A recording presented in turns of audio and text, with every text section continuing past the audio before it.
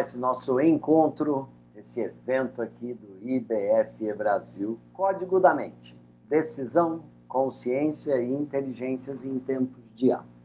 Meu nome é João Hilton, eu sou professor do IBF desde lá do seu início, do seu primórdio lá há 11, 12 anos, por aí, a Vanessa aí que tem bem certo, mas 11, 12 anos, trabalho com as pós-graduações, coordeno alguns cursos, já fui coordenador de outros também. Então já tem aí um longo tempo aí de casa. Então nós fazemos esses encontros para levar conhecimento a respeito de áreas específicas para pessoas. Então é entender que para quem está aqui agora, participando dessa forma, e também para quem vai assistir isso gravado, o que você vai ter aqui é um conhecimento. Você vai ter... eu não vou aqui ficar falando de algo vago, eu vou levar até você algo para que você conheça, realmente, para a hora que terminar a minha fala, se você anotou aí bonitinho, você tem um conhecimento a respeito disso. Então, a primeira coisa que eu gostaria de pedir é que você pegasse agora, antes de eu continuar a fala, que você pegasse um bloco de papel, um caderno, e pegasse algo que você pudesse anotar com a mão. E você fala, mas eu gosto de anotar digitando. Mas eu gostaria que você fizesse com a mão mesmo. Por quê? O que acontece? Nós temos uma área cerebral chamada Wernicke, e essa área ela é responsável por toda essa parte de escrita, de codificação. Então, nós aprendemos muito mais quando nós estamos anotando. Isso é uma dica da neurociência aplicada à educação. Então, quando a gente fala, João, tem algum problema ser tudo digitado hoje em dia? Tem um pouco sim, se a gente for levar ao pé da letra, parece, segundo os estudos que temos, que o texto escrito ele tem uma maior absorção. Então eu vou pedir que vocês acompanhem a fala, vocês podem participar aqui a qualquer momento. Quem tá aqui agora, em tempo real, com a gente, vai poder participar a todo momento. Você está assistindo a gravação, você está ouvindo aí, ouvindo a interação dessas pessoas. Mas quem está aqui pode participar em tempo real, basta você colocar essa mãozinha, que você está vendo que tem aqui embaixo nos botões, vai ter um botão ali de microfone, câmera, e aí você pode apertar uma mãozinha dessa, eu te chamo e você pode fazer uma pergunta. Peço que quem for fazer perguntas, pergunte especificamente sobre essa área específica, né, nós estamos tratando, não uma pergunta que eu quero dizer de uma outra área, mas sim que a gente mandou essa área específica. Então vamos lá. Quando a gente fala do código da mente, quando a gente fala de decisão, quando a gente fala de consciência, quando a gente fala de inteligência, o que nós estamos trazendo? Nós estamos trazendo para um ser humano que vive hoje, no cotidiano de hoje, cercado de muitas informações, eu tenho certeza que você vai se identificar comigo, cercado de muitas informações, onde o seu cérebro tem que tomar várias decisões, onde parece não dar tempo de nos aprofundar em quase nada do que a gente faz. Eu digo que se a gente der uma bobeira, a gente começa a vida e termina fazendo a mesma coisa. Porque nós vamos ter uma tendência a essa zona de conforto onde a gente vai e se estabiliza fazendo esse movimento. Então vamos pensar que o nosso objetivo hoje aqui é explicar como eu posso conviver nesse mundo rápido, como eu posso trabalhar, ter que correr atrás do meu trabalho. Eu não consigo, não vou poder. Essa palestra não é para te falar, vai para o ócio, fica 2 horas em casa sem fazer nada, ou então vai fazer alguma coisa difícil. Não. Essa minha fala hoje com vocês é uma semente de como você pode aumentar suas habilidades. Eu coloquei até aqui no meu mapa de trabalho de hoje, aumentar muito as suas virtudes, habilidades, através de estratégias específicas que eu quero trazer aqui para vocês. Então, nós vivemos num mundo onde tudo é muito rápido. A velocidade, vocês sabem disso, é pontual. Parece ser importante para nós que a informação seja mais rápido, que o vídeo seja mais rápido, que a música seja rápida. Ou seja, parece que nesse momento da nossa sociedade, nós vivemos um mundo em alta velocidade. Tanto é que aquele que resolve segurar e não ir para essa alta velocidade, muitas vezes vai atropelado pelo mundo, ou se não é atropelado, consegue se dar bem, é olhado com maus olhos, como se ele estivesse ali fazendo alguma coisa de muito errado. É muito diferente do que todos ali fazem. Então, como que eu posso? Como que eu posso ter dicas de como evoluir sem me tornar tão escravo? Hoje em dia não sei nem se eu posso dizer não se tornar escravo, porque é muito difícil alguém que esteja totalmente liberto hoje de tudo. Mas como eu posso fazer para ter reflexões mais profundas a respeito de mim? Como que eu faço para ter mais consciência a respeito dos meus atos? E eu não vou ficar aqui falando que você tem que fazer isso, você tem que fazer aquilo. Não. Quero trazer para um plano muito do dia a dia, do cotidiano, de reflexão. Como você pode refletir para mudar esses planos? Então, toda a tônica da minha fala vai ser em cima da palavra autoconhecimento. Então, o autoconhecimento está presente em várias áreas da sociedade. Por exemplo, quando nós damos treinamentos para educadores, ou alguns educadores fazem os nossos cursos de pós-graduação, esse assunto, autoconhecimento, é falado em praticamente todos os cursos. O autoconhecimento está dentro do meio corporativo, eu trabalho lá dentro, com empresas. Antes você não podia, não é que você não podia. Antes era esquisito você falar para um diretor de uma multinacional que ele precisava desenvolver mais autoconhecimento. Ele ia sair com você dando nas costas. Hoje em dia já não. Hoje em dia você já consegue ouvir de um diretor de multinacional que chega e diz: João, eu preciso me conhecer mais, eu preciso dominar mais as minhas emoções, eu preciso desenvolver autoconhecimento. Então, essa palavra autoconhecimento, ela está presente em várias camadas da sociedade, em áreas de trabalho específico, dentro da área da educação. Então, esse é o meu ponto de partida. E você vai falar, por quê?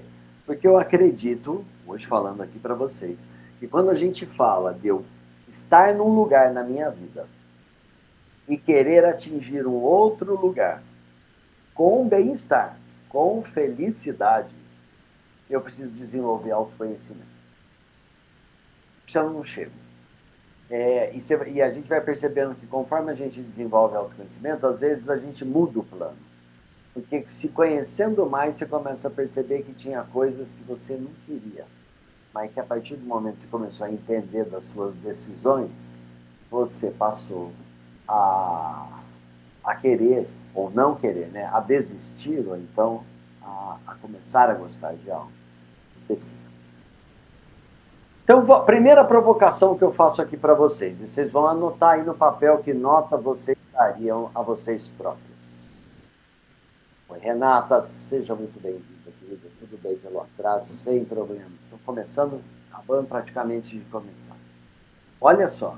Então, o que você vai fazer? Você vai pegar agora no papel o lápis aí, ou a caneta que você vai anotar. E eu vou perguntar primeiro sobre a biologia. Só que eu não vou entrar na escola, lá na biologia, sobre a sua biologia, sobre o seu corpo. O quanto você conhece dele, o quanto você o percebe. Vamos pensar assim? O primeiro mapeamento que nós vamos fazer a respeito de nós. O como eu percebo o meu corpo. Do tipo assim, eu sei o que faz mal a ele. Eu presto atenção, eu já sei coisas, eu já deixei de fazer coisas que faz mal a ele. Então, eu vou trazer um primeiro exemplo aqui. Quando estamos falando de autoconhecimento, eu estou começando pela raiz, pela biologia. Você teria uma lista de 10 alimentos que você sabe que faz mal para o teu corpo? E desses 10, quantos você usa regularmente? E quantos você usa ocasionalmente? E quantos você não usa? Ó, primeiro pensamento, voltado para a sua biologia. Primeiro, você conhece pelo menos 10 alimentos que fazem mal? Se você falar assim, João, 10. 10 talvez seja muito, eu conheço uns 5. Tudo bem, você vai pensar, você sabe 5 deles. Mas se você conhece pelo menos 10 alimentos, qual é a proporção que eles estão presentes na sua vida?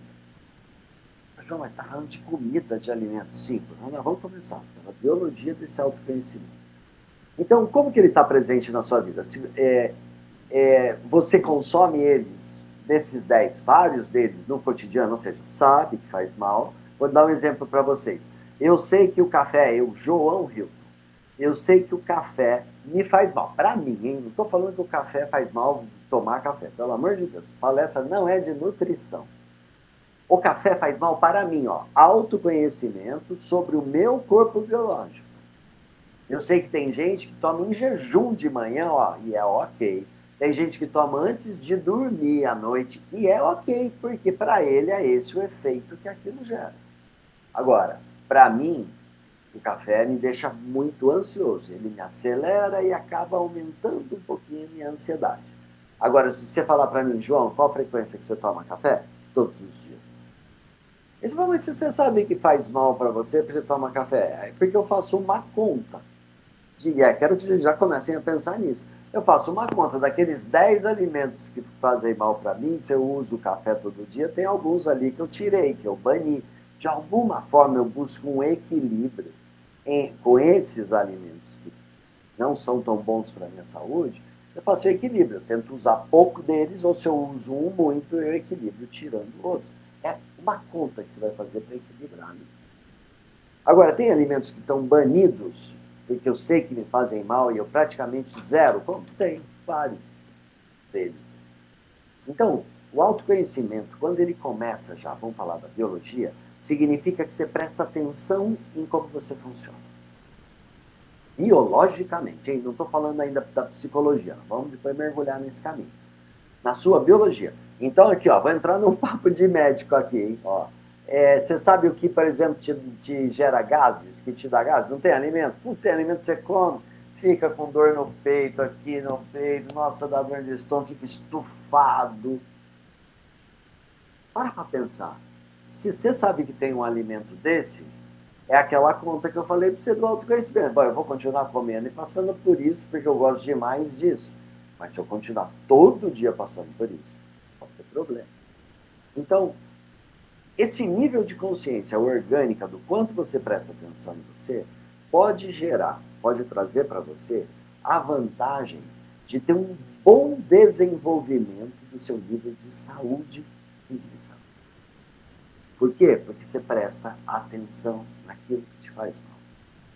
Então, se você consegue começar a selecionar alimentos, e vamos pegar atitudes, algumas ações, ó,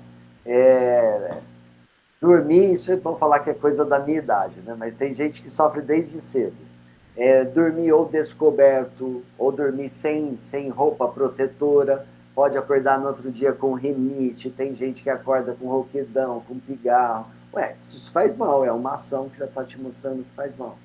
Ah, João, quando eu como à noite, eu percebo que eu durmo mal, que meu sono fica todo picado. É uma ação sua.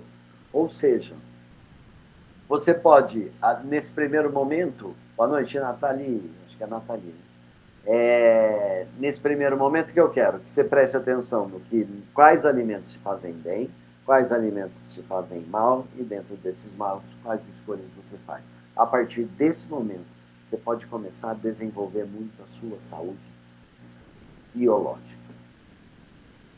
Aí você vai falar para mim, João, mas para que eu desenvolveria a minha saúde física biológica? Para além, né? Eu digo, para além do que a gente conhece. O que a gente conhece? Não ficar doente.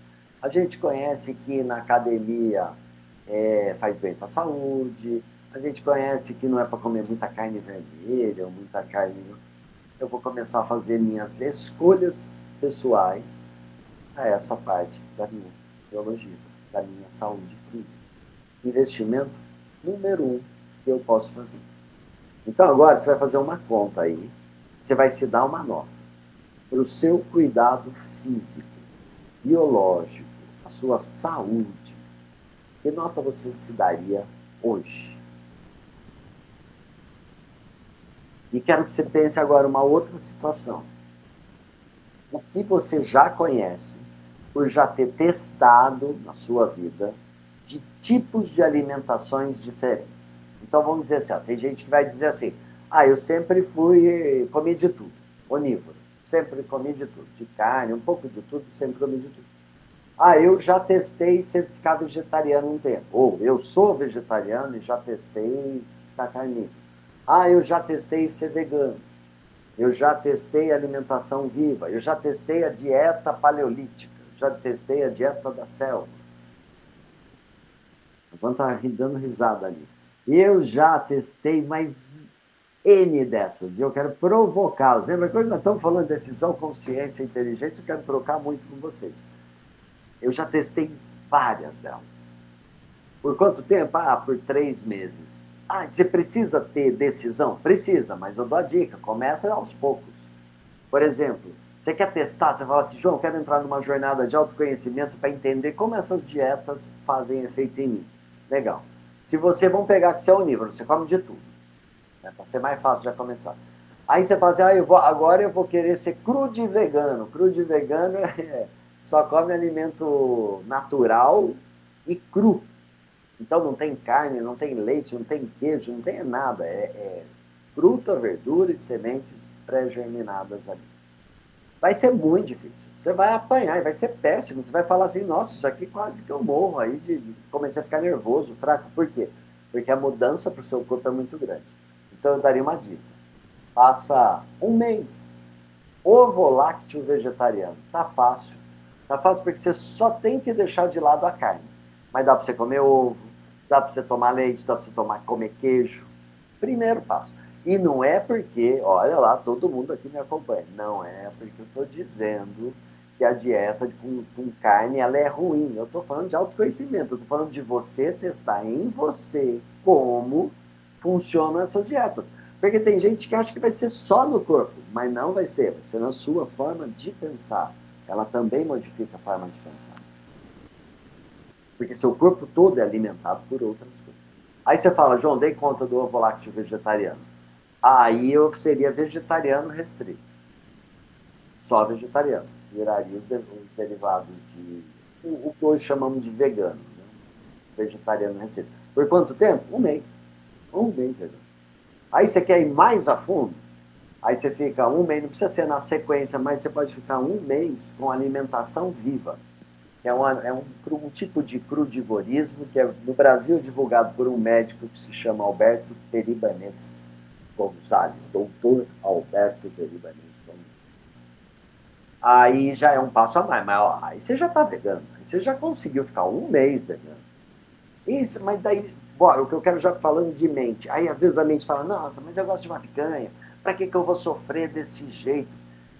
Se você encarar como sofrimento, vai ser sofrimento. Eu encaro como conhecimento, sabedoria a respeito de como a sua saúde funciona. Estamos ainda no biológico, daqui a pouco nós vamos para a psicologia da sua saúde. No biológico, como a sua saúde funciona.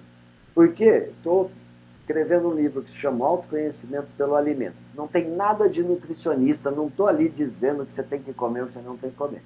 Mas ali eu estou dizendo, ó, você deve pesquisar os alimentos no seu corpo e descobrir quais para você são superalimentos. Quais para você são alimentos que te trazem saúde, vivacidade. Se você sente cansaço, ó, vamos pensar, se você dorme de 6 a 8 horas, e você acorda cansado, significa que o seu corpo não está conseguindo descansar. E se você olhar para a sua agenda, você fala, mas não tem um horário para descansar, a única chance que você tem é cuidar diferenciado da sua saúde. Porque se você não consegue mudar os horários, e você está acordando cansado, está debilitando seu corpo, a conta não está sendo paga diariamente, isso vai debilitar a sua saúde. A única forma é você mudar a dieta, tornar essa dieta mais leve e buscar mais saúde física, ou mais leve ou mais pesada, na verdade, é por essa. Ponto 1, então, fechado. Como você percebe o seu corpo? Que nível de cuidado você dá a ele? Ah, é um nível leve, João. Eu procuro não ficar doente. Não, João, é um nível bem legal. Assim, eu vou na academia, eu procuro me alimentar de um jeito bem saudável, ótimo. Não, João, quase neurótico. Eu cuido muito, eu observo demais o meu corpo, isso me dá muita saúde. Ótimo. Não pode dar muita euforia, ansiedade nesse. Ponto 1. Então, aí eu quero que você comece a pensar sobre isso. O quanto de observação você tem sobre isso. Tomando na taça, mas é água. Ó, próximo. Nível de consciência sobre o seu comportamento. Seus, plural. Seus comportamentos. E aí é que eu preciso ter um papo bem legal com vocês. Vejam, ó, eu já vou começar partindo de uma premissa com vocês. Eu atendo muitas pessoas, já atendi muitas e atendo cotidianamente por ser psicanalista. Eu diria para vocês que 90% das pessoas, quando começam o atendimento, acreditam saber sobre elas, sobre os comportamentos que elas têm. Mas mais de 90% não sabem. Vai perceber que tem certos comportamentos quando durante ali a terapia ela é provocada a fazer uma reflexão sobre algo. Porque eu não fico lá apontando o dedo, falando, ah, você tem um comportamento desse. Não, eu pergunto. Então, uma pessoa tem um comportamento de desconfiança, um comportamento, que a gente depois vou dar um nome técnico bonito aqui para vocês, mas ela é desconfiada, ela tem dificuldade em confiar no outro. Então, você vai falar, João, como que você percebe? Eu percebo porque durante a fala você começa a perceber que essa tônica da não confiança, ela está presente em várias narrativas que essa pessoa traz. Então eu começo a perceber isso, mas eu terapeuticamente falando, aí para quem quer estudar neurociência, para quem quer estudar psicopedagogia, para quem quer cabeça das crianças, terapeuticamente eu percebo que aquela pessoa, ela tem um problema com a desconfiança. Hein? Não estou falando da confiança dela como pessoa, não, desconfiança. Tem dificuldade de confiar em outro ser humano. Esse comportamento, às vezes a pessoa vai perceber porque eu começo a perguntar para ela. Aí fala assim, ah, mas você disse que você não confia na pessoa que trabalha com você, então. Então, semana passada você trouxe uma outra pessoa que também você não confia. Não, eu vou começar a afirmar isso, que ela está me dizendo. Ah, mas no seu pai também, interessante, seu pai também você não confia. Outra pessoa aqui que você está trazendo. Até ela fazer assim, ó, até ela virar para mim e falar assim, ó, João, você sabe que eu acho que eu tenho dificuldade de confiar nas pessoas? Eu fiquei pensando aqui comigo, tem um monte de gente, praticamente eu não confio nas pessoas. Olha, essa pessoa teve um insight. Essa pessoa deu uma passada na caminhada dela de desenvolvimento humano. Ou seja, ficou melhor a vida para ela a partir do momento que ela conseguiu ver algo. E não sou eu que vou falar. E por que eu não vou falar? Porque eu posso estar enganado. Eu posso estar fazendo um julgamento, não é porque eu sou um psicanalista, é que eu sei exatamente o que está acontecendo, então eu posso estar julgando aquela situação. Então é quando o outro descobre, quando o outro percebe, ele vem e fala assim, eu percebo, eu sou desconfiado mesmo com um monte de gente. Esse tipo de comportamento de desconfiança É um comportamento que já foi estudado pela psicologia cognitiva comportamental. Olha que interessante essa temática aqui. Temática nossa do curso de pós-graduação, tanto de psico quanto de neurociência. Existe um tema da psicologia cognitiva comportamental que se chama teoria dos esquemas. Essa teoria, junto com a neurociência, para dar respaldo a isso, vão demonstrar que ali na nossa primeira infância, até os seus 6, 7, 8 anos de idade, nós vamos desenvolver comportamentos que são disfuncionais. O nome técnico são esquemas, né? Eu estou traduzindo para comportamentos para ficar mais fácil para nós aqui. Mas esquemas iniciais, porque é lá da primeira infância, esquemas iniciais desadaptativos. Olha que interessante. Esquemas, comportamentos iniciais da primeira infância, desadaptativos, que eu poderia dizer disfuncionais. Quando a gente usa esse termo aqui, ó, esquemas iniciais desadaptativos, nós estamos traduzindo direto lá da teoria em inglês. Eu posso mudar isso para uma língua portuguesa para ficar mais palpável e dizer comportamentos da primeira infância, né? Comportamentos iniciais disfuncionais. E um deles, por exemplo, é a desconfiança. Então, para você saber, João, como que é isso? Eu tenho ou não tenho? Não. Eu diria que você pensar mais em espectro, em nível. Talvez não ter, bastante gente pode não ter, mas muita gente tem. Mas às vezes num nível baixo de desconfiança. Às vezes a desconfiança da pessoa está ligada a uma crença, a um pré-conceito a respeito de alguma coisa. E tem gente, por exemplo, que não gosta de fazer negócio porque a pessoa é estrangeira, porque ela acha que ela vai ser passada para trás porque a pessoa é estrangeira. Então ela tem uma crença interna, um filtro de um aprendizado que veio lá da infância e diz para ela, não confie em pessoas que falam outra língua, elas podem passar você para trás. Isso não é um esquema inicial desadaptativo, isso não é um comportamento disfuncional.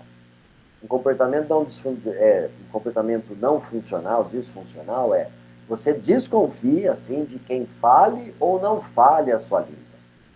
Você desconfia do outro. Não é nem a língua, não é a altura, a cor de pele, é nada disso. Você não confia. Mas pode ser que a gente confie em uma, duas, três pessoas. Pode ser no pai, na mãe, num melhor amigo, num irmão, pode ser. Confie pouco, mas não confia no outro. Então, olha só o que eu estou falando para vocês. Que muita gente pode ser desconfiada e achar que é normal ser desconfiado. Eu, por exemplo, posso confessar para vocês que eu tenho um esquema disfuncional desse. É que tem bastante tempo de terapia, então eu consigo lidar com ele, pelo menos de forma aceitável. Né? Mas eu tenho um esquema desse desconfiança. Tenho dificuldade de confiar nas ações do outro. E quando eu não tinha consciência que isso é um problema lá da minha mente estrutural, de crença, que vem da minha vida, eu achava que todo mundo era desconfiado. E eu achava que o bobo da história era aquele que não era desconfiado. Hoje em dia eu tenho pessoas que viram para mim e falam assim, João, mas é muito inocente quem não desconfia, né? A mesma coisa que eu pensava. Porque é a voz desse esquema. Então, olha que interessante. Acontecem fatos na primeira infância, que esses fatos determinam o tipo de crença que essa pessoa vai ter sobre ela própria e sobre o outro. São mapeados 18, desconfiança é um deles. Vocês querem outro que eu considero muito forte, que é o esquema de fracasso. Em famílias onde há muita cobrança, onde ali dentro se cobra muito da criança, que a criança tenha bom desempenho, que a criança isso, que a criança faça isso, aquilo, muita ordem, muita regra, muita disciplina, onde a criança se vê incompetente para atender a necessidade daquele adulto. Isso pode gerar naquele pensamento, aquela criança pequenininha ali, um esquema, um comportamento, um tipo de crença que vai dizer para ela que ela não é muito boa nas coisas que ela. Vocês acreditam? Você vai conversar com pessoas de altos cargos, salários magníficos, e lá está o tal do esquema de fracasso total. É lógico que naquele também que não consegue arrumar emprego, que também tem dificuldade na vida, também pode estar ali o esquema de fracasso nele também. Mas o esquema de fracasso, ele não impede o sucesso profissional, o sucesso financeiro. Não impede, então é bom? Não é bom. Porque ele impede que você se sinta satisfeito e feliz com as suas realizações. Porque dentro de você tem um julgamento que lhe cobra ser muito melhor.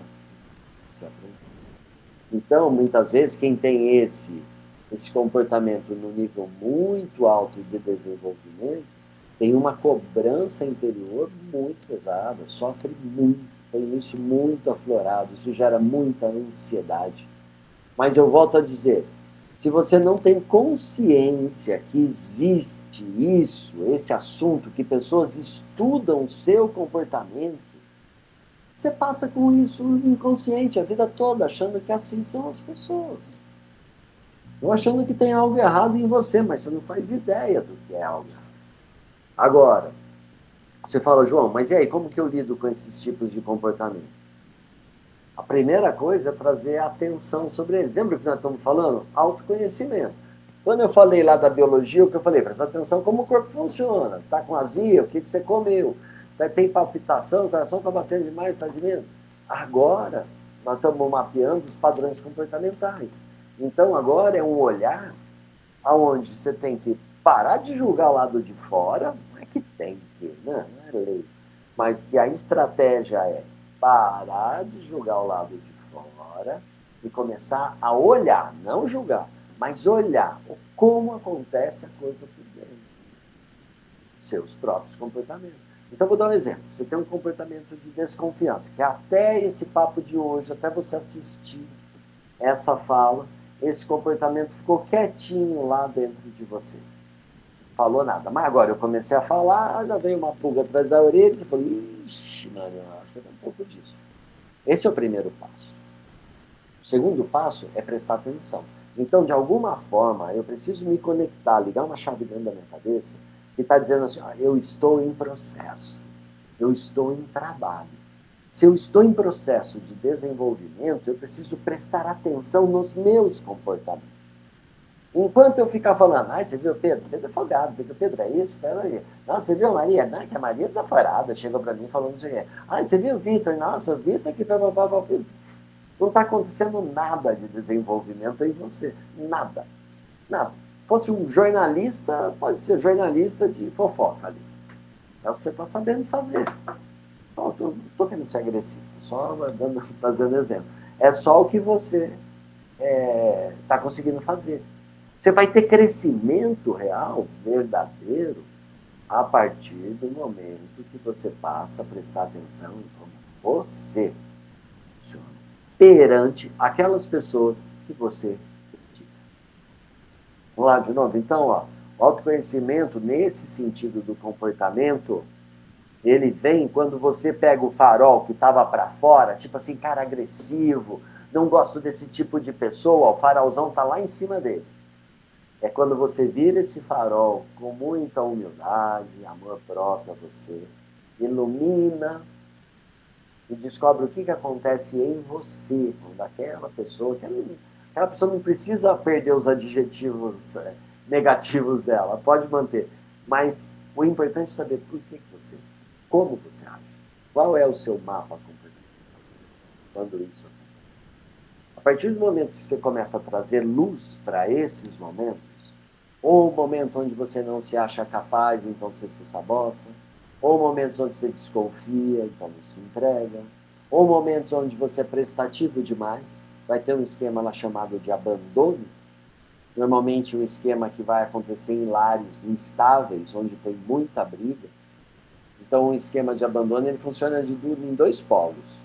O primeiro, você vira uma pessoa prestativa, que ajuda todo mundo. Famoso bonzinho, boazinho. Bonzinho, faz para agradar. Mesmo que agora você vai, não, mas eu não faço para agradar, eu faço porque eu sou bom mesmo. Eu sei, mas nós estamos falando de um esquema, de um negócio que está lá inconsciente, não é um negócio que está claro para gente. Às vezes eu tenho, isso aí, se vocês quiserem notar, até chamam distorções cognitivas. Esses comportamentos, por carregarem crenças sobre nós, o outro não ser confiável, as relações não serem confiáveis poderem acabar, eu não sou bom para essas coisas, ele vai desenvolver o que nós chamamos de distorções cognitivas. Ele vai trazer verdades para você acreditar. Você vai criar lá verdades na sua cabeça para você acreditar que é por isso que você decidiu. Às vezes uma pessoa que tem um esquema, só para vocês anotarem, que chama isolamento social, muitas vezes ele traz uma distorção cognitiva que é essa: eu não gosto, eu gosto de viver sozinho, eu não gosto de misturar muito, não sou muito dessas tribos. É o que o sustenta em paz ali, uma mentira interna contada, não sempre, né? Não vamos generalizar 100%, mas uma mentira interna contada, para que ele possa sentir mais tranquilo em relação a um esquema inconsciente de isolamento social que diz assim para ele baixinho: ó, você não faz parte, as pessoas não vão gostar de você dentro desse meio, você não é tão bom, você não é dessa tribo, e vai te manter afastado de forma inconsciente. Então, o que eu estou trazendo aqui, provocando a todos aqui que estão assistindo isso, nós temos muitos comportamentos inconscientes. E parece, Carl Gustav Jung, o cara que é o pai da psicologia analítica, ele traz uma frase muito interessante, porque ele vai dizer: parece que a única coisa lógica que eu consigo ver no desenvolvimento do ser humano é que ele busque autoconhecimento para que cada vez tenha uma vida mais satisfatória e plena. Assim como parece que uma margarida vive em plenitude, que o leão numa savana preservada vive em plenitude, esse ser humano também tem a chance de viver essa plenitude, desde que ele retire esses véus de ignorância, e não a ignorância pejorativa do xingamento, mas de ignorar, de não saber sobre. Retire esses véus de ignorância para que consiga evoluir dentro desse contexto de se auto-conhecer, de se auto-investigar. Então, olha que interessante, nós temos 18 comportamentos desadaptativos, segundo a psicologia cognitiva comportamental. Esse tema é chamado Esquemas Iniciais Desadaptativos, para quem quiser se aprofundar nele. Volto a dizer, tema dos nossos cursos de pós-graduação. Então, a primeira coisa, ponho luz. Vejo que eu estou fazendo algo. Vejo, vou trazer João aqui para falar para vocês. Eu era muito prestativo, porque eu tinha, além do meu esquema de desconfiança, um esquema de abandono.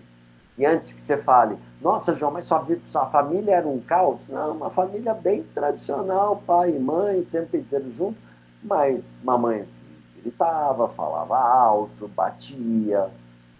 Então, tinha um pai ali presente, mas que não tinha um confronto aí com essa mãe nessa situação. Então, isso pode, sim, gerar vários desses esquemas. Aliás, é isso que a teoria vai dizer. Você tem necessidades iniciais ali. Se não são atendidas, vão ser desenvolvidos esquemas. Uma coisa que a gente sabe: todo mundo tem esquema, porque nossa sociedade não foi desenvolvida para que a gente tenha autodesenvolvimento humano. Não vai ter aqueles que vão buscar, que vão correr atrás, ou que vão ter famílias mas muito colaboradoras, que a pessoa já dá uma boa passada na vida e depois ela continua se desenvolvendo.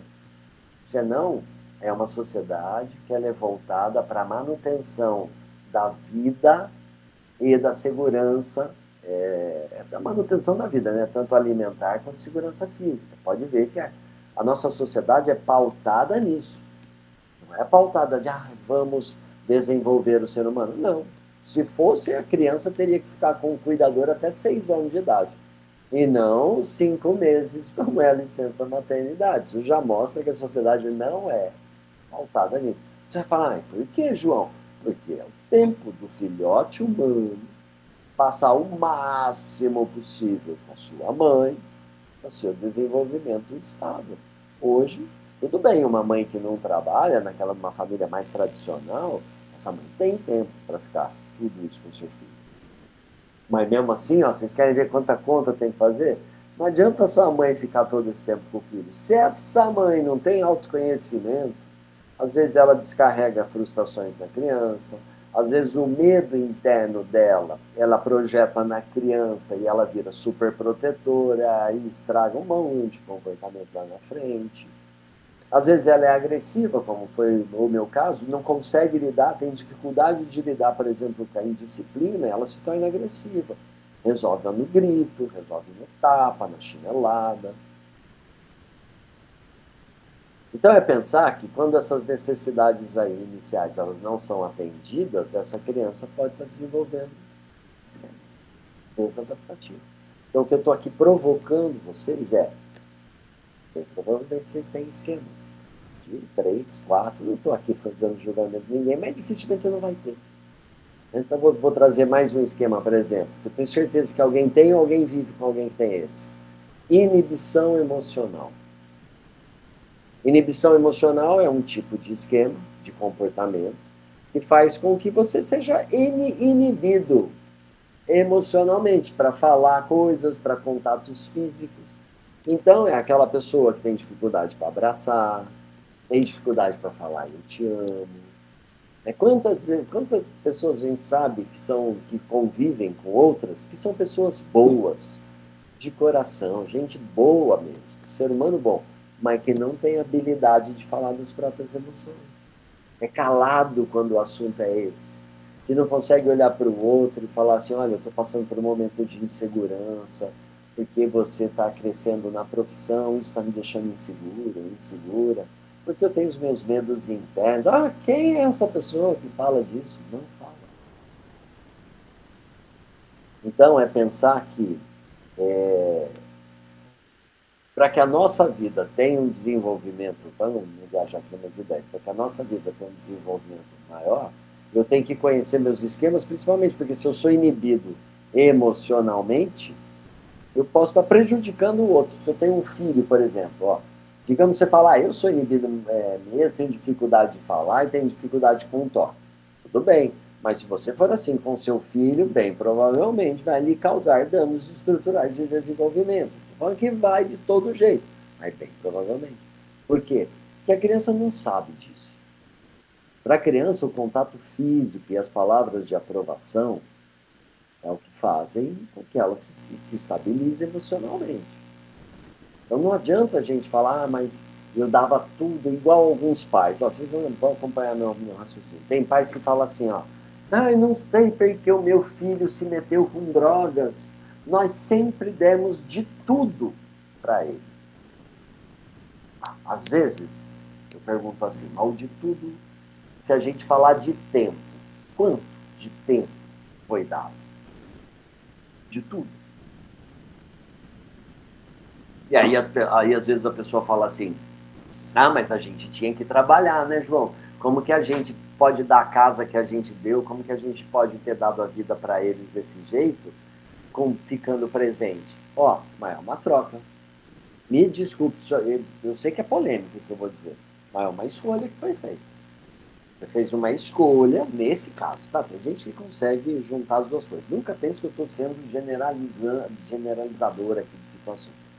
Mas você fez uma escolha. Qual foi a escolha? Eu preferi ficar menos tempo com meu filho, dar menos contato físico e pessoal com ele, mas proporcionar-lhe, dentro do mundo das coisas materiais, uma melhor posição. Foi a escolha que você fez.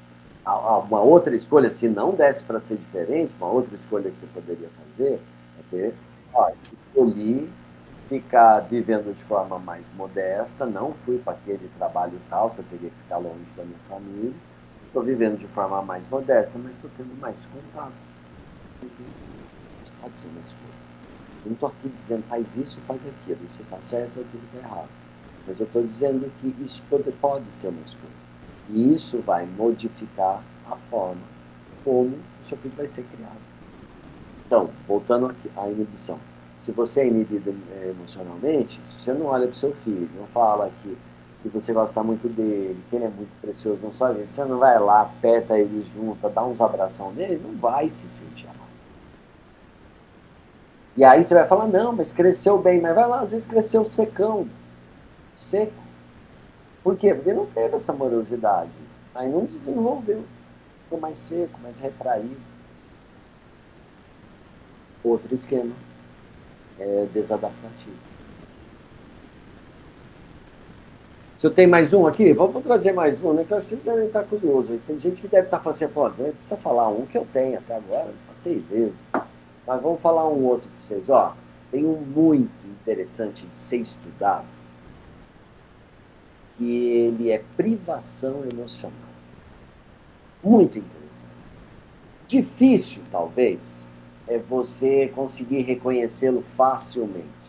Talvez você vá conseguir reconhecê-lo quando você imaginar como que foi sua vida, como que foram os seus relacionamentos com as pessoas.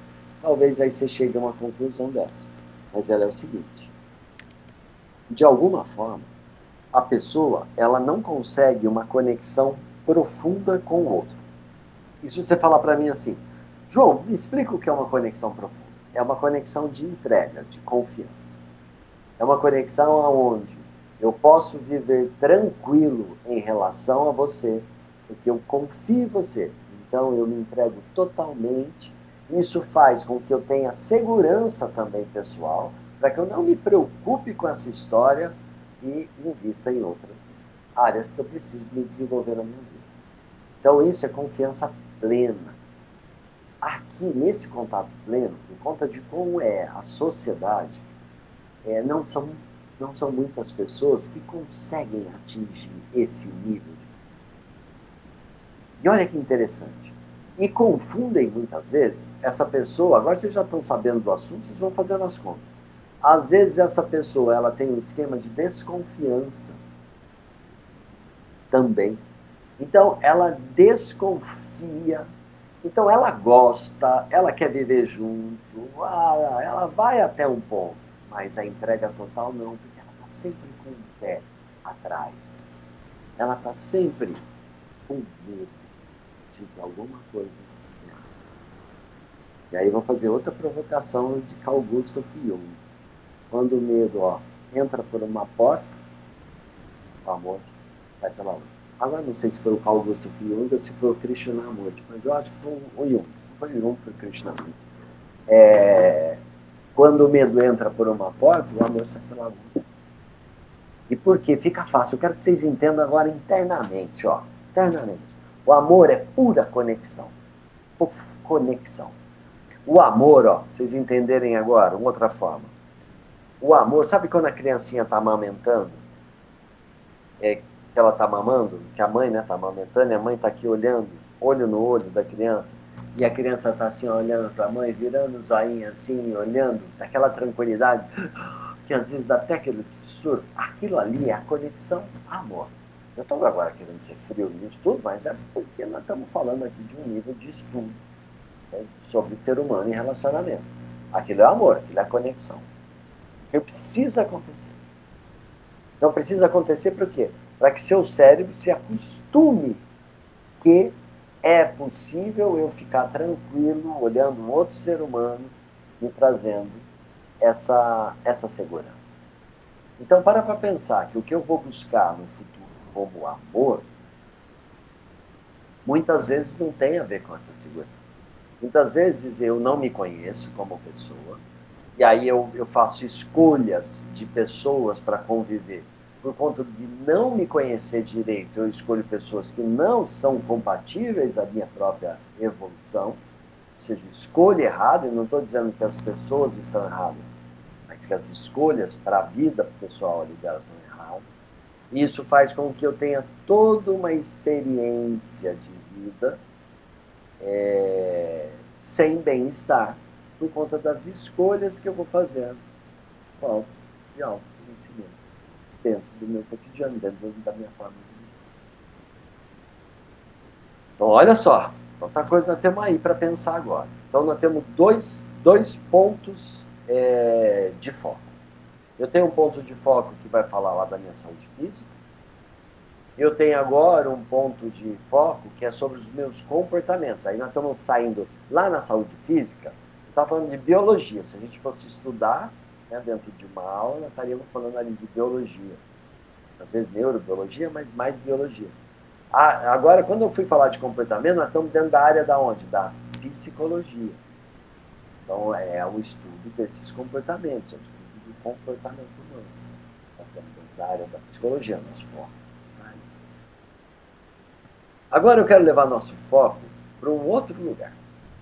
Agora é um lugar bem interessante. Eu quero levar nosso foco... Bom, antes de levar nosso foco para a área que eu quero ir, eu quero que você faça agora uma conta aí e que nota você dá para os seus comportamentos. Assim, de uma forma geral, o que eu quero dizer, se você acha que é totalmente satisfatório os comportamentos que você tem, você te dá nota 10. Mas totalmente satisfatório, né, gente? Eu não sei se existe isso. Se você, mais ou menos, você fala assim, tem bastante comportamento meu que poderia ser melhor, aí você dá uma notinha ali, 6 para você, né? Falta uns 4 ainda para chegar. Agora, se falar, não, João, mudaria muitos comportamentos, você dá uma nota 4. Então, o que eu quero, como ninguém vai ver que nota é essa, tudo que eu quero é que você veja, que você escreva, que você entre em contato com essa informação. Ninguém vai precisar entrar em contato. Agora sim, vamos falar de uma outra área nossa. E lembrando que a qualquer momento, quem quiser participar, pode ter tua mãozinha ali, eu chamo o seu nome.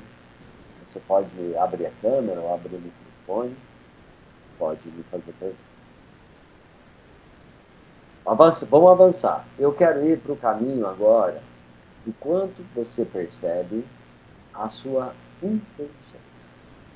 E agora eu quero fazer um recorte bem sobre intelecto, inteligência, separadinho de caráter, separado de virtudes cotidianas. Eu quero separar só o recorte, inteligência, processamento mental, cerebral. Inteligência voltada para a aquisição de aprendizado. É a aquisição de aprendizado, sabe? Sandra, eu acredito que sim, viu? A Vanessa aqui depois pode confirmar para a gente, mas eu acredito que sim. Então, quando eu falo do intelecto, eu estou falando realmente, propositalmente. Eu não sei quantas vezes você parou para pensar nessa provocação que eu vou fazer. O quantas vezes você olhou para o seu intelectual, para a sua capacidade cognitiva, como uma área que precisa de desenvolvimento constante. Ou seja, parece que constantemente eu posso e deveria, por ser um mundo muito constante, com conhecimentos novos o tempo todo, eu poderia estar o tempo todo buscando esse crescimento intelectual. E aí você vai dar uma nota para você, que eu vou falar de algumas áreas que estão envolvidas ao crescimento intelectual. Veja, isso é justamente para você conseguir fazer um panorama da sua vida. Primeira coisa que eu te pergunto, como você é com as artes? O que eu quero dizer? Qual é o seu nível de conhecimento musical? Quanto você ouve de música? E o quanto essas músicas são variadas? São vários estilos? Você ouve músicas nossas, brasileiras? Você ouve músicas em outras línguas, além do inglês? Além do espanhol? Você ouve música clássica? Música erudita? Na verdade, né? Tem chamado de música clássica, tem música barroca, tem música romântica, que não é esse romântico nosso, dos nossos cantores românticos, mas é um período histórico da música. Então, olha que interessante, só na área da música, tem toda uma história da música, e você não precisa pegar um livro desse tamanho, para ler o nome dos compositores, para saber o que era isso, não. Você quer ser músico, quer se divertir muito dentro dessa área. Não precisa fazer isso. Mas se você pesquisar, você vai ver que começa lá mais ou menos com cantos gregorianos. Depois vai ter uma música lá renascentista. Aí vai ter a música barroca. Aí vai ter a música clássica, época de Mozart, Haydn. Depois vai ter a música romântica, época de Chopin, de compositores como Mahler, Schumann, Mendelssohn. Vai ter os românticos. Depois você vai ter uma música moderna lá no começo do século XX, chamada de moderna, né, para vocês terem uma ideia, lá no começo do século XX. Aí vocês têm os vários estilos que existem de música pelo mundo, africana, boliviana, de todo o planeta, de tantas músicas. O que eu quero trazer agora para vocês, o aumentar a cultura em músicas diferentes, de etnias principalmente diferentes, ritmos diferentes, potencializa muito o seu intelecto. Mas, João, onde esse conhecimento? Esse conhecimento é da neurociência.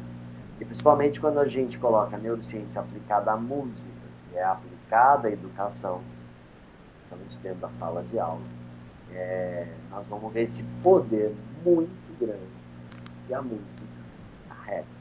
Vamos falar, mas então você está me dizendo que música nos deixa inteligentes? Sim, se você ouvir, propositalmente deixa inteligente. Então lá vai a dica. Lembra, nós estamos falando de várias formas de nos desenvolver aqui, sobre esse código da mente. João, me dá uma dica bem simples como eu posso me desenvolver meu cérebro através da escuta musical. Vou te dar uma dica. Ó, se você sabe escrever em inglês, você escreve em inglês. Então, você vai lá no Google Tradutor ali, escreve em português para ele te dar a tradução do nome do país. Mas você vai colocar sempre lá, música de tal país. Se você quiser ser mais específico, você pode colocar assim, ó, música folclórica do Sudão, música folclórica do Afeganistão, música folclórica da Irlanda, música folclórica do Canadá. E aí o que você precisa fazer? De 5 minutinhos por dia, às vezes fazer uma playlist sua, de vez em quando entrando aquela música. O que precisa é seu cérebro ser desafiado a escutar um tipo de música e de fala, quando é cantado, diferente do que você está acostumado. Isso gera ramificações cerebrais. De alguma forma, eu estou dizendo a você que você vai entender mais de música. É como se o seu cérebro passasse a ter muito mais habilidade para ouvir música quando você propõe para ele desafios como esse. O que a gente, quando, por exemplo, nos cursos de pós-graduação estamos trabalhando com o educador, o que a gente fala, por exemplo, dentro da aula de música e neurociência, né, que é uma das disciplinas que a gente tem lá. Passa para o seu aluno uma música africana. Passa para o seu aluno uma música tal, uma música tal. Ou seja, o que nós estamos querendo que essas pessoas façam? Que essas pessoas estimulem o cérebro dessas crianças a ouvirem músicas. Olha que interessante. Quando a gente fala de neurociência, comportamento e inteligência artificial, nós vamos ter um módulo também dentro dessa pós de neurociência, comportamento e inteligência artificial, nós temos um módulo também falando sobre esses poderes aí da música. Então, o que eu aconselho é isso, diversidade, um pouquinho por dia, faz uma playlist, ou comece a acostumar, ou antes de dormir, vou pegar aquele negócio que o João falou, antes de dormir, é um tônico cerebral. Você colocar uma música árabe lá que você nunca ouviu, mesmo que para o cérebro, você fala, nossa, que coisa esquisita, não faz mal. O esquisito para o cérebro é maravilhoso para o desenvolvimento. Tudo que é esquisito, que ele olha, que ele fica muito estranha, é muito bom para os seus links, para as suas sinapses, que nós chamamos de interrelações. Bom, ponto 1. Artes. Você tem alguma habilidade com pintura? Já pintou, não pintou? Você conhece sobre quadros? Já parou para na internet mesmo abrir assim e colocar assim, ó, pinturas de Van Gogh? Ficar olhando assim, ó, por 1 minuto, 1 minuto e meio, 2 minutos, pegando os detalhes da pintura, passando para outra. Daqui a pouco você põe Leonardo da Vinci, Michelangelo, aí um pintor lá da sua cidade, um pintor que você ouviu falar. Isso também, essas imagens diferenciadas, principalmente quando é uma pintura mais provocativa, ou uma pintura abstrata, um cubismo, um surrealismo, pinturas que provocam mais a sua mente.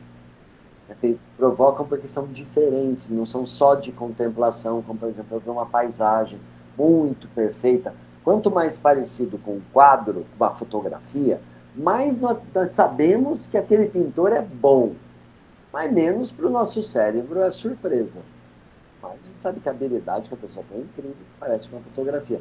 Mas se é coisa muito cotidiana, o cérebro é como se ele visse uma fotografia. É bom? Estimula? Estimula. Mas ele vai estimular bastante. Se eu olhar uma pintura, bem diferente. Você fala assim, dá uma sugestão, João. Eu daria sugestão, por exemplo, de Pablo Picasso, de Salvador Dalí, pinturas provocativas, que você fica olhando Salvador Dalí, você fica ali, você perde 10 minutos ali só pegando detalhes que ele coloca em vários lugares. Isso aguça muito a nossa inteligência. Então a gente já sabe que o campo das artes aguça muito a nossa inteligência. Aí eu vou para um outro campo. Olha que interessante. O campo que nós estamos perdendo potência mundial nele é o campo da leitura. Cada vez menos lemos livros longos, cada vez menos estamos atuantes na leitura.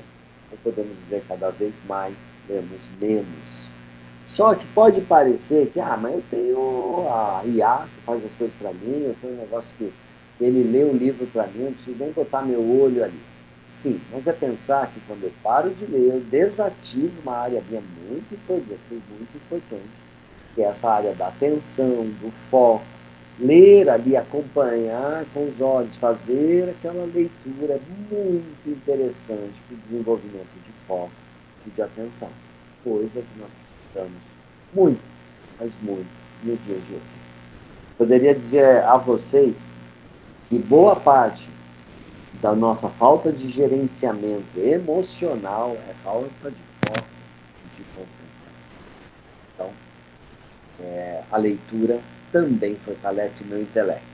Tanto essa parte cognitiva da relação de ler e criar imagens a partir do ler, quanto o que fica para você de nível cultural, de conhecimento a respeito da leitura. Porque você pode começar a ler um escritor, gostar dele, ler resenhas de outros livros dele. Você pode começar a ler, ao invés de, se você tem dificuldade de começar a ler livros mesmo, de mais de 100 páginas, você pode começar a ler livros pequenos, você pode começar a ler resenhas de livros, é muito interessante. E é uma leitura bem mais rápida e você tem acesso ao assunto que aquele livro trazia. Aí se o assunto te pega, o assunto é bom, você vai para lá. Então o que eu estou dizendo é, lembra lá no começo que esse mundo moderno começou a nos privar de certas coisas, como a leitura, como eu ouvir músicas diferentes, como eu cuidar mais de forma mais assertiva, perceber meu corpo, perceber meus comportamentos, por conta do quê? Por conta da velocidade que nós vivemos hoje. Isso está tirando nossa percepção de nós mesmos e colocando nossa percepção para fora. É simples entender, ó. Pensa nessa máquina aqui, ó. Eu desligo quem eu sou, por que eu sofro, por que eu tenho problema com os relacionamentos que vão para isso aqui, ó. Eu desligo isso e ligo para fora. Ó, quem tá lá, Virgínia, chegou agora na praia. Olha que interessante, a Mariette está na praia com a família. Olha como engordou, ó. Eu tiro a capacidade cerebral da reflexão e projeto-me para fora. É quase que uma emboscada, uma armadilha, uma sabotagem para que eu não me conheça. E eu não estou aqui demonizando a internet, eu uso o celular, eu uso o WhatsApp também. Precisaria usar até menos para ter menos contato, mas eu uso. Mas o que eu quero dizer é que nós, ao invés hoje, como sociedade, de usarmos aquele tempo de ócio para uma própria reflexão e aprofundamento sobre quem somos, nós usamos o tempo de ócio para ficar nas redes sociais olhando o Chico, fofoca. Para isso estamos usando a mente. Então eu diria aqui que nós somos máquinas incríveis, melhor que qualquer Ferrari que tem nesse planeta. Nosso cérebro é incrível. Mas não parece que usamos ele para sabendo das coisas que acontecem ali, do outro. Eu uso ele bastante para fazer conta do que eu preciso pagar de conta em casa, bastante para cuidar dos medos que eu tenho do outro não me aceitar do jeito que eu queria ser aceito, e a gente perde essa máquina incrível, passa pela vida sem usá-la. E aí você vai falar, mas para que usá-la? Para que a gente possa ter uma vida melhor. Eu não estou prometendo dinheiro, eu não estou prometendo uma vida melhor porque eu vou comprar um carro novo. Não, não é a minha promessa.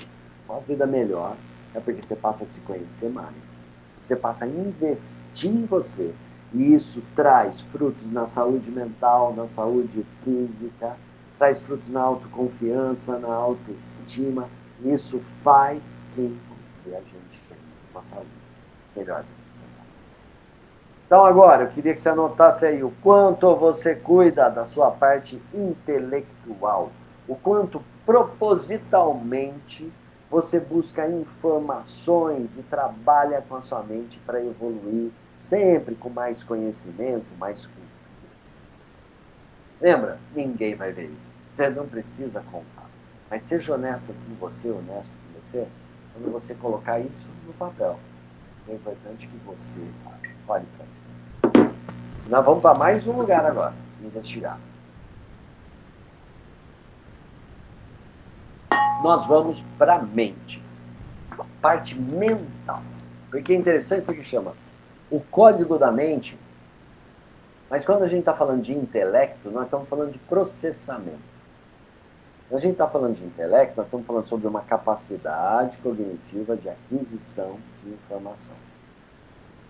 Quando eu trago mente aqui, eu digo gerenciamento, é o gerenciamento desses processamentos mentais que eu faço. Vamos separar bem aqui as coisas. O que é intelecto? Intelecto eu posso dizer que é esse funcionamento de aprender as coisas, saber o mundo e saber falar das coisas do mundo. Intelecto. E um físico quântico que fabrica uma partícula que vai dentro do foguete. Esse cara usa o intelecto dele? Bastante ele usa o intelecto. Alguém que tem que projetar ali um mapa de funcionamento de uma máquina usa muito o intelecto. Agora, isso não garante que a mente dele, quando eu trago esse sentido agora para a palavra mente, acompanhe esse intelecto. Vou dar um exemplo. Uma pessoa que trabalha dentro de uma universidade, crânio, aquelas pessoas extremamente inteligentes naquilo que ela faz. Em off, você percebe que ela é bem ansiosa, vive bem ansiosa, às vezes quando você vê ela andando pelo campus, ela está ansiosa, está agitada, é uma pessoa que dentro da casa dela, ela é bem ansiosa. Eu diria assim, que o intelecto dela, nota 10, mas que a mente dela, 6. Então, a mente é a capacidade de gerenciamento das próprias emoções. Pense, algumas pessoas, pouquíssimas que dá para contar nos dedos da mão, nascem com isso desenvolvido. Nascem já com esse gerenciamento mental pleno, então nada os incomoda, crescem focados, mas é raríssimo, é muito difícil. Normalmente nós precisamos trabalhar com essa mente. E o que eu vou dizer para vocês, que no mundo de hoje, nós vivemos uma epidemia de ansiedade. Pense que a ansiedade, ela é já uma prova ali, contundente, dessa mente prejudicada. Você fala, João, mas a ansiedade ela não vem ali do cognitivo, da pessoa ficar pensando nas contas? Sim, a mente está desequilibrada, porque a mente não consegue interferir nesse processo de autovigilância, de supervigilância, hipervigilância. Então, vê se vocês entendem. Eu uso o meu cérebro para fazer processamentos, contas. Isso é intelecto, intelectual, desenvolvimento intelectual. Às vezes a gente chama de intelectual aquele cara que é um escritor lá da Academia Brasileira de Artes, mas tem muitos intelectuais. Todos aqueles que usam o seu intelecto. Quando a gente fala de mente, então o intelecto cria situações, o intelecto faz reflexões, o intelecto é essas cenas que a gente vê o tempo todo dentro da nossa cabeça. A mente é a capacidade emocional de gerenciamento disso. Então, alguém que tem uma mente super agitada, mente está fraca. A mente está fraca, hein? Não é mente fraca, porque isso é um pejorativo xingando a pessoa. Não, a mente está fraca. A mente não tem poder sobre os pensamentos. Está agitado, não consegue pensar em outra coisa. Aquela pessoa que fala assim, João, mas eu não consigo tirar o meu pensamento da preocupação. Eu entendo, a sua mente não dá conta de como o seu cérebro está funcionando.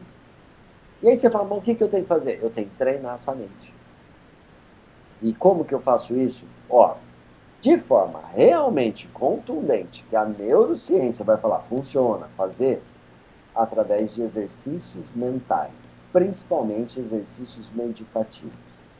E pense aqui, quando eu falo meditativo, não é reflexivo. Né? Às vezes a gente pega essas palavras e fala assim, eu vou meditar sobre esse assunto. Meditar sobre esse assunto é ficar em silêncio, não pensar nada sobre ele, nem nada de outra coisa. Como esse não pensar em nada é algo quase impossível para nós ocidentais, quase impossível, vão por mim, quase impossível. O que a gente faz é exercícios onde eu tenho que desenvolver bastante o foco. Vou mostrar um para vocês muito simples, vocês podem fazer. Pensem assim, ó, uma tela escura, vocês vão estar de olhos fechados, vão imaginar uma tela escura e vão imaginar uma frase que você pode trazer. Senhor é meu pastor e nada me faltará. Você pode trazer a frase, acredito em tudo aquilo que posso conseguir, ou a frase que você quiser, de cunho religioso, não religioso. E aí você vai ficar de olho fechado, projetando a frase nesse painel escuro. Ela em branco, né? Projetando. Cada vez que termina a frase, apaga tudo e volta lá do começo de novo. Então, a provocação que eu tenho para você, você tem que dominar a sua mente. Você precisa de treino para conseguir fazer isso. Sem treino, você vai perceber que você não dá conta. Por que você não dá conta? Porque a primeira vez que você vê a frase, fica fácil. Daqui a pouco sua mente começa a interferir. Inicialmente começa a falar assim, mas depois você vai ter que fazer tal coisa, tal coisa. Não pode perder a hora para fazer isso, aquilo. Então, olha que interessante. Esse exercício, conforme você vai fazendo dia após dia, você vai ensinando a sua mente a ficar focado, ao comecinho, focado aonde você quer que ela esteja. Só que você vai apanhar por um tempo. O tempo é bem apanhar mesmo. Por um tempo ela dá um baile. Vai dar um baile. Por quê? Porque o cérebro é muito agitado, né? O intelecto tem muita informação ali, essa mente ainda não está treinada, então ela deixa esse intelecto funcionar solto, então o intelecto julga as pessoas, o intelecto fica cheio de minhoca na cabeça, o intelecto tem medo disso, e tem medo daquilo, as crenças, tudo. E essa mente não gerencia isso, a pessoa vive um turbilhão na vida, porque ela fica expondo essas imagens. Então é necessário esse cuidado com a mente. Uma informação que eu trago para vocês, por conta de hoje ser o convidado dessa noite aqui, desse evento do IBFE. Não há nada mais importante para o teu cérebro, para o desenvolvimento de calma e concentração, do que a prática de meditação. Nada. Você fala, João, vai tomar um remedinho, mas o remédio dá efeito colateral, né? Custa dinheiro, dá efeito colateral e pode não funcionar em você. Não é todo remédio que funciona em todo mundo. Tem gente que não funciona nada dessas medicações. Remédio pode intoxicar o corpo. Não, é lógico que tem casos que a gente tem que usar. Não estou aqui dizendo nunca use. Mas tem casos que não tem jeito, tem que ser usado. Mas não, a meditação é o que vai conseguir um efeito sem efeito colateral, sem um centavo de custo para você e trazer uma saúde mental. Lembra que eu estou nesse termo? Uma saúde mental poderosíssima. Para quê? Para gerenciar bem as emoções, para conseguir ter disciplina, para ter crescimento intelectual, para ter disciplina, para conseguir mudar uma ação que você começou a ver cotidianamente, que você tem um comportamento. Fala, cara, tem inveja, por exemplo. Inveja é algo que é humano. Às vezes a pessoa tem vergonha de dizer que tem inveja. Mas se ela sente inveja, poxa, se ela ilumina essa inveja, e ela começa a falar, poxa, a pessoa veio me falar algo e eu fiquei com inveja na hora, eu senti, nossa, você está pondo luz em cima do fantasma. É o primeiro passo que você precisa fazer para começar a diminuir isso, a sofrer menos com essa inveja. Então, aonde eu coloco luz, Onde eu coloco foco, eu consigo me desenvolver. Então, vamos juntar tudo até que hora? Eu coloco foco no corpo físico, porque ele me dá respostas, eu percebo. Agora, se cada um parar para se perceber, talvez algumas pessoas estejam redondinho, funcionando, tudo bem, mas tem pessoas que não estão, talvez o estômago esteja incomodando um pouco, às vezes é um pouco de dor de cabeça, trabalhou bastante, a cabeça está doendo, às vezes é uma azia, né? Ou seja, talvez não esteja bem. Essa percepção é um dos focos que eu tenho, ou seja, cuido da minha saúde física, minha base, estrutura de vida, a base. Se ela estiver danificada, esquece que a vida não vai ser legal. Ela precisa estar bem. Porque duvido que você vai conversar com uma pessoa que tem uma doença física que gere dor, ela vai falar para você que ela está bem. Não está bem. Ou seja, a doença física ela já vai desestruturar esse bem-estar. Então, cuido desse corpo. Olho para os meus comportamentos. Observo meus comportamentos. Jogo luz em cima daqueles que não funcionam bem. Depois, penso, faço uma reflexão sobre o meu intelecto, onde eu venho investindo poder intelectual, eu venho aprendendo coisas novas, eu venho me desenvolvendo em coisas novas. E agora trago esse olhar para a mente. Ou seja, que eu digo que é através da meditação que a gente vai conseguir. É um exercício prático que eu devo fazer cotidiano. Quando a gente pensa no título, né, que é Decisão, Consciência e Inteligência em Tempos de IA, eu acho que agora vale a pena eu trazer uma reflexão para vocês aqui a respeito de IA. E lembre que qualquer dúvida vocês podem fazer perguntas. Eu vou falar mais um pouquinho aqui. Eu vou abrir para perguntas, para quem quiser falar ou para quem quiser digitar no chat, para que vocês façam perguntas. Eu respondo para quem tiver as curiosidades aí. Então, eu vou falar um pouco de IA. Ó, a primeira coisa que eu falaria para vocês de IA é pensar assim, a IA está aí para nos auxiliar. A IA, ela é, na verdade, uma colaboradora. A IA trabalha para a gente. Tanto trabalha que algumas você precisa pagar, né? Tem IA que você paga 500 pau por mês, 500 reais. Mas você paga para ela trabalhar para você. O chat GPT você paga, não sei quanto está, 100 e tantos reais, você paga para usar. Por quê? Porque ela é uma auxiliar. O que me traz bastante medo, e na pós de neurociência, comportamento e IA, a gente traz bastante trabalha muito essa informação de IA, é que a gente não confunda. É que a gente não pense que por conta da IA ser algo de uma inteligência artificial, tem gente que vai dizer que nem inteligência mas que essa inteligência artificial, é que eu não preciso cuidar da minha inteligência humana.